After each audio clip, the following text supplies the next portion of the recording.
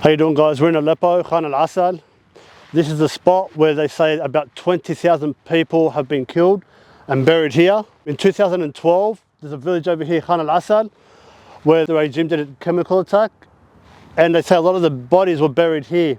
Over here you can see where one of the graves are. There's a grenade over here. So, you know, when someone wants to move one of the graves, it will explode, as you can see over here.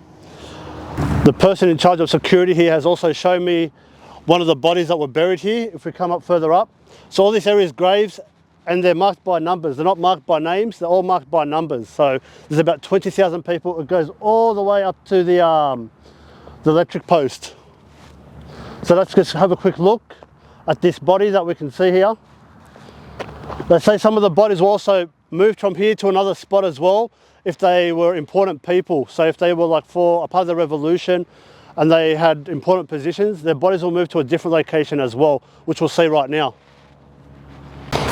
So all over here you can see these are graves, okay? So all these parts where it's just like, looks like trenches, these are graves where people have been buried. Okay guys, so inside here, this is one of the graves as well. They've opened it up, but if you look inside here, you can see the bones, you can see the skull of the person that was buried here. Now all these people have been murdered and they've been buried here. People don't know who they are. Unfortunately, most people in Syria, or most families in Syria, have lost loved ones, and most of them were hoping that they were inside prisons. But once we freed the prisoners out of the prisons, many people were still missing. As you can see all over Syria, people have posted up their loved ones on walls and have put them up on the internet trying to find their loved ones. But unfortunately, many of them will be inside these mass graves, and we can't do anything about it until forensic analysis from outside, international forensic analysis, come in and try and work out who these people are and which families they belong to, and hopefully by then these people will be able to know what happened to their loved ones and hopefully be able to give them a proper burial. This week alone they've found about 4 mass graves here in Aleppo.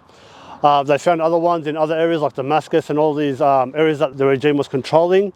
I think as people feel more secure and they're not so scared about, you know, these spies for the regime attacking them, the people will speak out more and we'll be able to find out more stuff about the crimes of the Assad regime, and we'll be able to hold more evidence against the criminal Bashar al-Assad and those thugs that worked for him.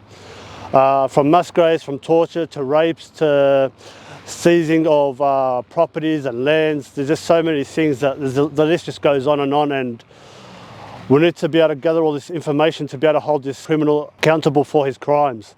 Not only him, but for the whole regime. Thank you guys, and hopefully we'll come back to you with some good news, hopefully.